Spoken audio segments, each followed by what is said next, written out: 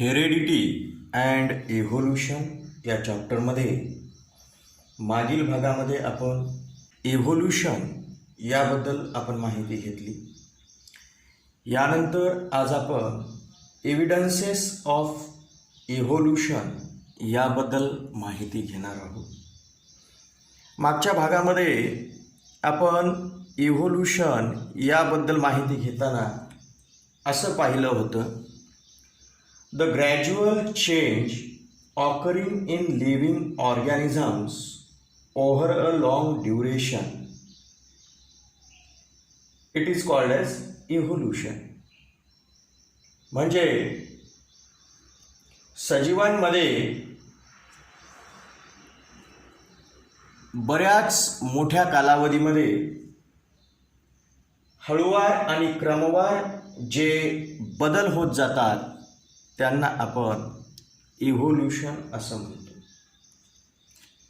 इव्होल्यूशनबद्दल theory मांडल्या गेलेली आहे. ती थेरी आपण पाहिलेली आहे, थेरी ऑफ इव्होल्यूशन. त्यामध्ये काय सांगितलेलं आहे, progressive development of plants and animals from the ancestors having different structural and functional organisation is called evolution. म्हणजे प्राणी आणि वनस्पती यांच्यामध्ये त्यांच्या पूर्वजांपेक्षा पूर्वजांमध्ये जे काही स्ट्रक्चरल आणि फंक्शनल ऑर्गनायझेशन असतं त्यापेक्षा वेगळ्या प्रकारचे स्ट्रक्चरल आणि फंक्शनल ऑर्गनायझेशन आपल्याला नवीन पिढ्यांमध्ये दिसून येते, प्राणी आणि वनस्पती यांच्या. असा जो हा प्रागतिक विकास होतो, म्हणजे जो काही प्रोग्रेसिव्ह डेव्हलपमेंट होते, it is called as evolution. त्याला आपण इव्होल्यूशन म्हणतो. मग या इव्होल्यूशनची काही एव्हिडन्सेस आपल्या पुस्तकात दिलेली आहे. म्हणजे इव्होल्यूशन हे खरंच झालेलं आहे का, तर याचे काही पुरावे आपल्याला पाहायला मिळतात. ती पुरावे आज आपण पाहणार आहोत. आजचा पॉईंट आहे evidences of evolution.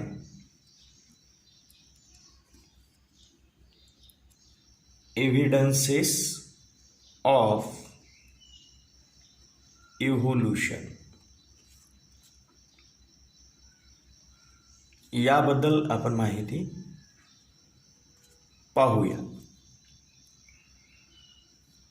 Evolution it is the everlasting process of changes. Evolution ही कधीही न संपणारी प्रक्रिया आहे. सजीवांमध्ये सतत बदल होतच असतात आणि हे बदल हे एका पिढीतून दुसऱ्या पिढीत लगेच दिसत नाही. याच्यासाठी हजारो पिढ्या या जाव्या लागतात. Means the thousands of years are required for the evolution. सजीवांमध्ये जी ही उत्क्रांती होते ही लगेच एका पिढीतून दुसऱ्या पिढीमध्ये, एका जनरेशनमधून दुसऱ्या जनरेशनमध्ये दिसून येत नाही. याच्यासाठी अनेक जनरेशन्स जावे लागतात, हजारो वर्ष जावे लागतात. ठीक आहे, या ठिकाणी आपण इव्होल्यूशन जे काही झाले असं म्हणतो त्याची जी एव्हिडन्सेस आहेत ती एव्हिडन्सेस पाहूया. त्याच्यातलं पहिलं एव्हिडन्स आहे मॉर्फॉलॉजिकल एव्हिडन्स. मॉर्फॉलॉजिकल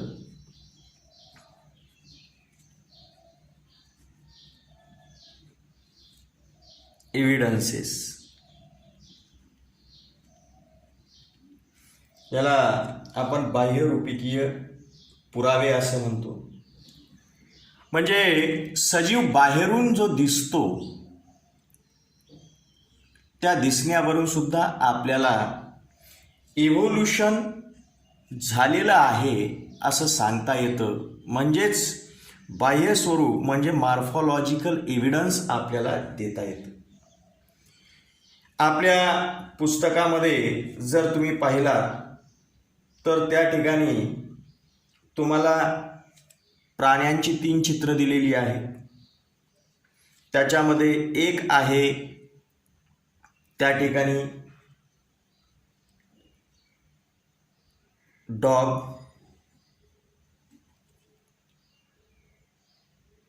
दुसरा आहे गोट आणि तिसरा आहे फॉक्स.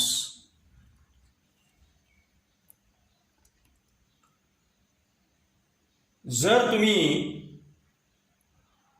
या तिघांनाही पाहिलं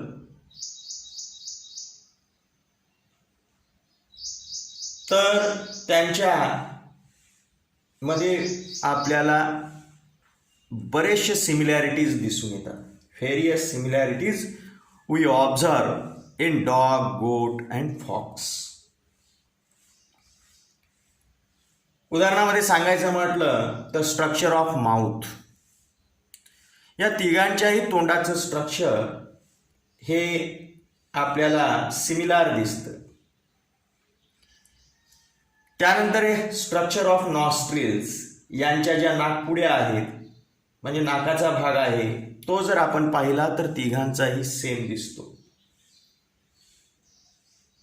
and also if we observe their ear pinna, त्यांचे जर आपण बाह्य कर्ण पाहिले तर कानं सुद्धा आपल्याला त्यांची सारखीच दिसतात. And if we observe their hairs, आपण जर या तिघांचीही केस, शरीरावरील केस जर पाहिली, thickly distributed hairs on the body on these animals are same. यांच्या शरीरावर जे अतिशय दाट केस असतात, ही केसही जवळपास सगळ्यांची सारखी दिसतात. म्हणजे there are various similarities in these animals and from this we can say that the ancestors of these animals may be common. आणि यावरून आपण काय सांगू शकतो की यांचे जे अँसेस्टर्स आहेत, यांचे जे पूर्वज आहेत, दे मस्ट बी कॉमन. यांचे पूर्वज हे समान असले पाहिजेत, म्हणजे एकच असले पाहिजेत, हे यावरून लक्षात येतं.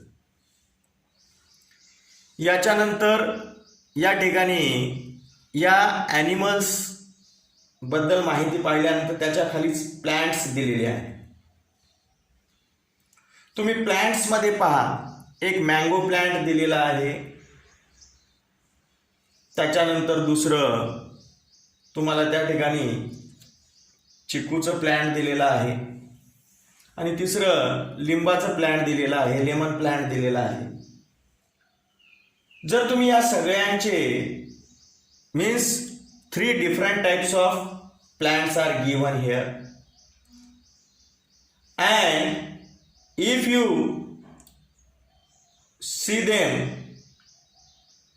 you will find that their leaf shape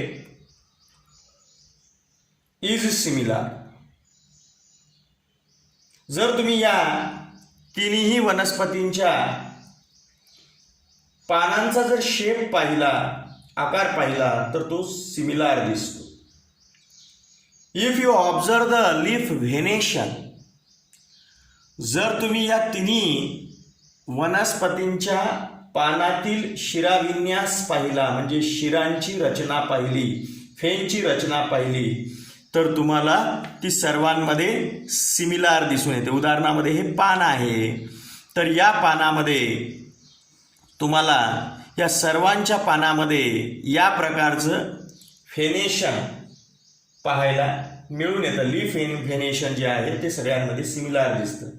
त्यानंतर लीफ पिटिओल, यांच्या पानाला जो हा देठ आहे, यांच्या पानाला हा जो देठ आहे त्याला आपण पिटिओल म्हणतो. या सर्वांच्या पानांना अशाच प्रकारचा लीफ पिटिओल दिसतो.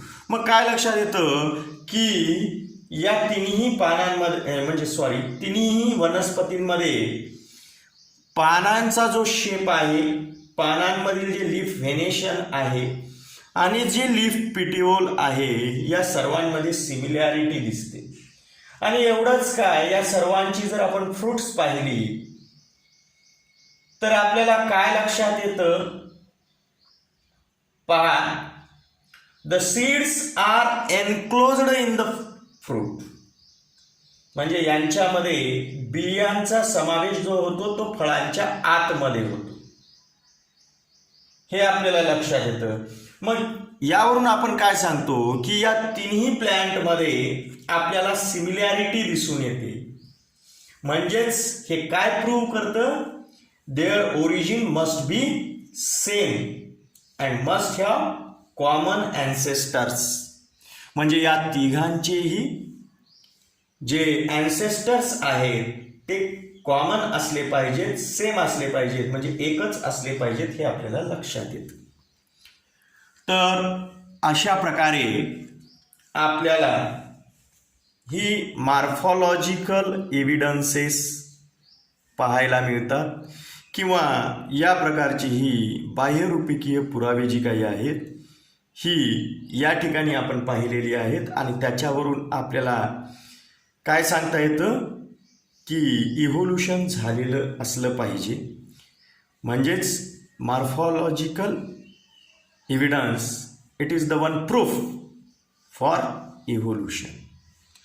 यानंतर दुसरं एव्हिडन्स आपल्याला पाहायचं आहे, ते आहे ॲनाटॉमिकल एव्हिडन्सेस.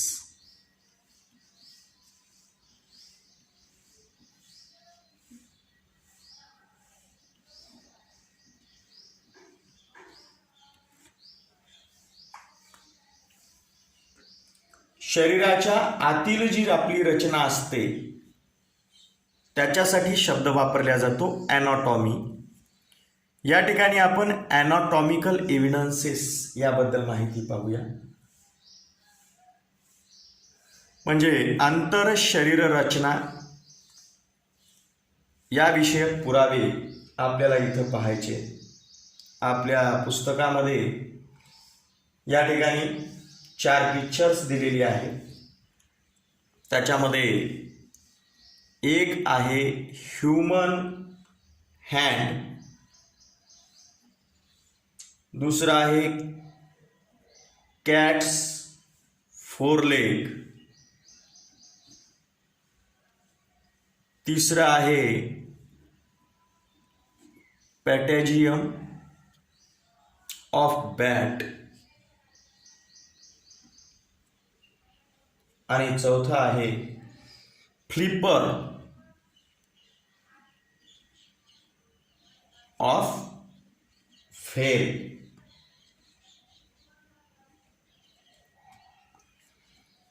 ह्युमन हँड म्हणजे मानवाचा हात, कॅट्स फोरलेग म्हणजे मांजरीचा पुढचा पाय, पॅटेजियम ऑफ बॅट म्हणजे वटवाघळाचा पंख, आणि फ्लिपर ऑफ व्हेल म्हणजे देवमाशाचा पर. If you carefully observe these pictures, there doesn't seem any superficial similarity between the human hand, cat's foreleg, patagium of bat and flipper of whale. जर आपण या तिघांचेही जर पिक्चर पाहिले तर आपल्याला काय लक्षात येतं की यांच्यामध्ये आपल्याला बाहेरून कुठल्याही प्रकारचे वरवरून जर आपण पाहिलं तर आपल्याला यांच्यामध्ये कुठल्याही प्रकारची सिमिलॅरिटी दिसत नाही. And also we can not see the similarity in their uses. आणि याच्याशिवाय यांचा जो उपयोग होतो त्या सजीवांना, त्या उपयोगामध्ये सुद्धा आपल्याला सिमिलॅरिटी दिसत नाही. Human hand, it is useful for doing the work. मानवाचा हात कामं करण्यासाठी उपयोगात येतो. Cat's foreleg, it is used for walking. मांजरीचा जो पुढचा पाय असतो तो तिला चालण्यासाठी उपयोगात येतो. Patagium of bat, it is useful for flying the bat. वटवाघळाचा पंख हा वटवाघळाला उडण्यासाठी कामी येतो. And the flipper of whale, it is useful to the whale for swimming. आणि व्हेल माशाचा जो पर आहे तो व्हेल माशाला पाण्यामध्ये पोहण्यासाठी उपयोगी येतो. म्हणजे या सगळ्यांचा यूज वेगवेगळा आहे, बरोबर आहे. म्हणजे आपल्याला यांच्या यूजमध्ये सुद्धा डिफरन्सेस दिसतात हे आपल्याला इथे लक्षात येतं. But there is a similarity in the structure of bones and bony joints in organs of each of those animals. पण जर आपण यांचे बोन्स आणि बोनी जॉईंट्स जर पाहिले, म्हणजे यांची हाडं आणि हाडांची रचना जर आपण पाहिली, तर आपल्याला काय लक्षात येतं? There is a similarity in their bones and bony joints. यांच्या हाडांमध्ये आणि हाडांच्या जोडणीमध्ये, हाडांची जी जोडणी झालेली आहे त्यांच्यामध्ये आपल्याला बरीच सिमिलॅरिटी दिसून येते. And this similarity it indicates that those animals may have common ancestors. आणि ही सिमिलॅरिटी आपल्याला काय दाखवून देते की या सर्वांचे ॲन्सेस्टर्स, या सर्वांचे पूर्वज हे कॉमन असले पाहिजे. हे आपण इथे लक्षात घेतलं पाहिजे. तर अशा पद्धतीने आपल्याला हे दुसरे एव्हिडन्सेस लक्षात येतात, anatomical evidences. They also prove that, हे सुद्धा आपल्याला काय प्रूव्ह करून दाखवतात की इव्होल्युशन हे झालं असलं पाहिजे. हे आपल्याला इथं लक्षात येतं. यानंतर आपण तिसरे एव्हिडन्स पाहूया. तिसरे एव्हिडन्स आहे ते म्हणजे वेस्टिजियल ऑर्गन्स.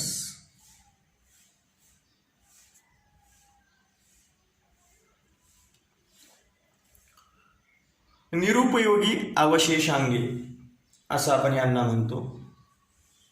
म्हणजे जी ऑर्गन्स सजीवामध्ये आहेत पण त्यांचा सजीवाला काहीही उपयोग होत नाही. The organs which are present in the body of animals or plants, but these organs are not useful to them. जी ऑर्गन्स प्राण्यांच्या किंवा वनस्पतींच्या शरीरात आहेत पण त्या ऑर्गन्सचा उपयोग त्यांना होत नाही, अशी जी ऑर्गन्स असतात त्यांना आपण वेस्टिजियल ऑर्गन्स म्हणतो. Degenerated or underdeveloped useless organs of organisms are called as vestigial organs. Degenerated म्हणजे ऱ्हास पावत असलेली, or underdeveloped किंवा अविकसित useless organs अशी निरुपयोगी अवयव which are present in the organism are called vestigial organs. तर अशा प्रकारची ही निरुपयोगी अवयव जी सजीवांच्या शरीरामध्ये असतात त्यांना आपण वेस्टिजियल ऑर्गन्स असे म्हणतो. हे इथं लक्षात घेतलं पाहिजे. पहा, in living organisms sudden development of new tissues or organs for living in changing environment is not possible. मी काय म्हटलं की लिव्हिंग ऑर्गॅनिझममध्ये अचानकपणे एखाद्या टिश्यूमध्ये किंवा ऑर्गनमध्ये डेव्हलपमेंट होत नसते. म्हणजे पर्यावरणात बदल होतो आणि लगेच एका पिढीतून दुसऱ्या पिढीमध्ये सजीवांच्या ऑर्गनमध्ये किंवा टिश्यूमध्ये अचानक बदल होतो असं होत नाही.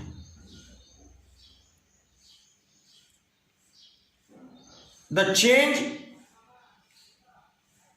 Is gradual. हा जो बदल होतो तो खूप हळूवार होतो. Existing organs undergo gradual changes. जो अस्तित्वात असलेला सजीव आहे त्याच्यामध्ये खूप हळूवार बदल होत जातात. म्हणजे त्या सजीवांमध्ये पिढ्यानपिढ्या फार हळूवार बदल होत जातात. Mostly a specific structure in the body is useful under certain situation. जर सांगायचंच म्हटलं तर शरीरातला एखादं स्पेसिफिक स्ट्रक्चर जे असतं, हे स्पेसिफिक स्ट्रक्चर एखाद्या म्हणजे एखाद्या परिस्थितीमध्ये ते शरीराला खूप उपयोगी असतं. But same structure under different situation may become useless और इवन हार्मफुल. म्हणजे सजीवांच्या शरीरामध्ये जी काही रचना आहे त्याच्यातलं काही विशिष्ट रचना हे सजीवांसाठी फार युजफुल असतात एखाद्या विशिष्ट परिस्थितीत. पण परिस्थिती जर बदलली तर आता हीच शरीरातील रचना ही आता शरीरासाठी युजलेस बनते किंवा मग एखाद्या वेळेस शरीरासाठी ती उलट हार्मफुल बनते. Such structures begins to degenerate under such a situation. मग अशा परिस्थितीमध्ये त्या रचनेचा, शरीरातील त्या रचनेचा ऱ्हास व्हायला सुरुवात होते. Such organs are seen in different phases of disappearance in different animals. मग ही जी ऑर्गन्स आहेत, हे जे स्ट्रक्चर आहे जे ऱ्हास पावत चाललेलं आहे शरीरातील, मग ते वेगवेगळ्या पिढ्यांमध्ये आपल्याला डिसअपिअरन्सच्या वेगवेगळ्या टप्प्यामध्ये दिसून येते.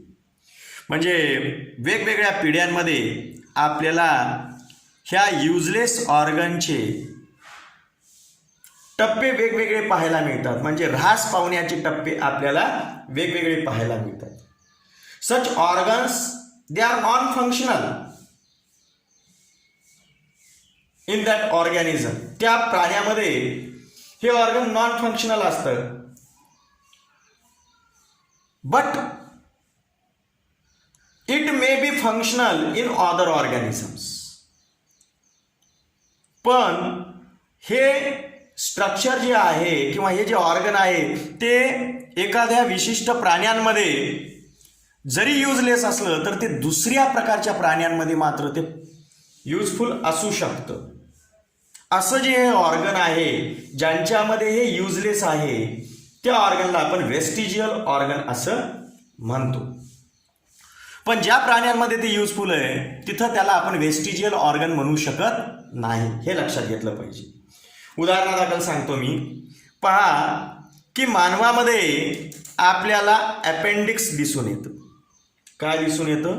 Appendix, which is useless to human. मानवामध्ये अपेंडिक्स युजलेस आहे, त्याचा उपयोगच होत नाही.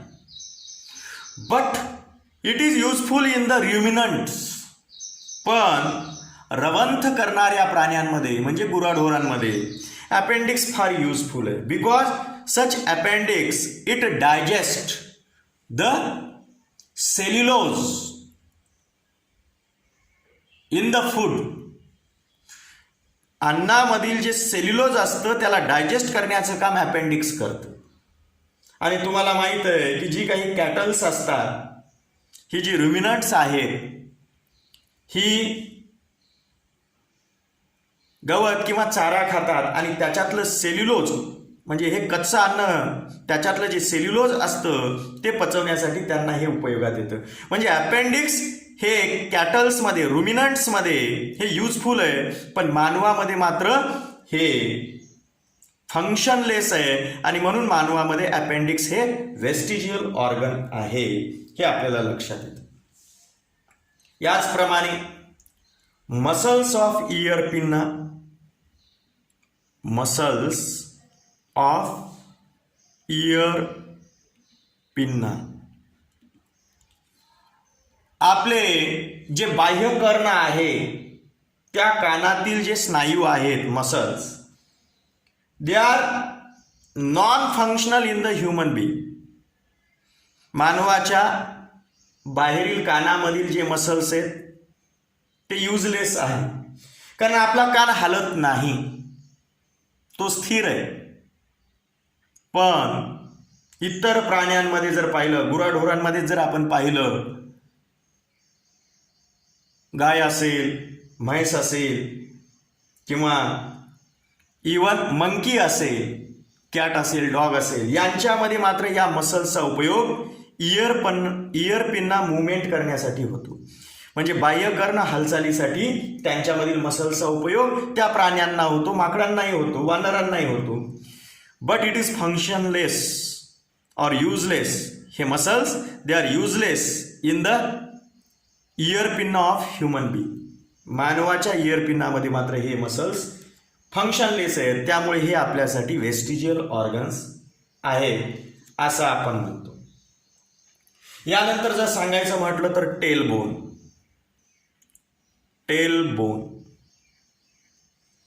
ज्याला आपण कॉकिक्स म्हणतो, याला माकड हाड असं म्हटलं जातं. माकड हाड. It is functionless in the human being but it is useful in the monkeys because with the help of this tailbone they show the movement in their tails. माकडहाड हे माकडांमध्ये उपयोगी आहे. टेलबोन हे माकडांमध्ये उपयोगी आहे, ज्याच्या सहाय्याने ते आपली शेपटी हलवतात. पण मानवामध्ये शेपटीच नाही आणि त्यामुळे या टेलबोनचा काही उपयोग नाही. म्हणजे मानवामध्ये टेलबोन फंक्शनलेस आहे, हे आपल्याला इथे लक्षात येतं. याच्यानंतर बॉडी हेअर्स. मानवाच्या शरीरावर जी केस आहेत ती फंक्शनलेस आहे, कारण ती इतर प्राण्यांप्रमाणे दाट नाही. इतर प्राण्यांना त्याचा उपयोग थंडी वाऱ्यापासून संरक्षण करण्यासाठी होतो. पण मानवामध्ये मात्र या प्रकारे हेअर्स हे इतके थिक नाहीये, दाट नाहीये, ज्याच्यामुळे थंडीपासून यांचं संरक्षण व्हावं. म्हणजे मानवामध्ये हे बॉडी हेअर्स जे आहे हे फंक्शनलेस आहेत, हे आपल्याला लक्षात येतं. तर अशा प्रकारची कित्येक तरी ऑर्गन्स आपल्याला सांगता येतात जे आपल्यामध्ये फंक्शनलेस आहेत, युजलेस आहेत. त्यांना आपण वेस्टिजियल ऑर्गन्स म्हणतो. ही आपल्यामध्ये वेस्टिजियल्स आहेत, आपल्यामध्ये युजलेस आहेत, पण अदर ॲनिमल्समध्ये मात्र ही युजफुल आहेत. आणि यावरूनच आपल्याला काय लक्षात येतं की अशा प्रकारची ऑर्गन्स ही आपल्यामध्येही आढळतात आणि इतर सजीवांमध्येही आढळतात. म्हणजे याचा अर्थ काय? याचा अर्थ असा असला पाहिजे their origin must be same. या सगळ्यांचा उगम जो आहे तो सारख्याच सजीवांपासून झालेला असला पाहिजे. And they must have common ancestors. आणि या सर्वांचे जे पूर्वज आहेत ते सर्वांचे पूर्वज हे एकच असले पाहिजेत, हे लक्षात येतं. तर अशा पद्धतीने आज आपण या ठिकाणी 3 प्रकारचे एव्हिडन्सेस पाहिलेले आहेत. मॉर्फॉलॉजिकल एव्हिडन्सेस, ॲनाटॉमिकल एव्हिडन्सेस आणि vestigial organs. They prove that there must be have done the evolution. म्हणजे इव्होल्युशन हे झालेलं आहे, हे आपल्याला लक्षात येतं.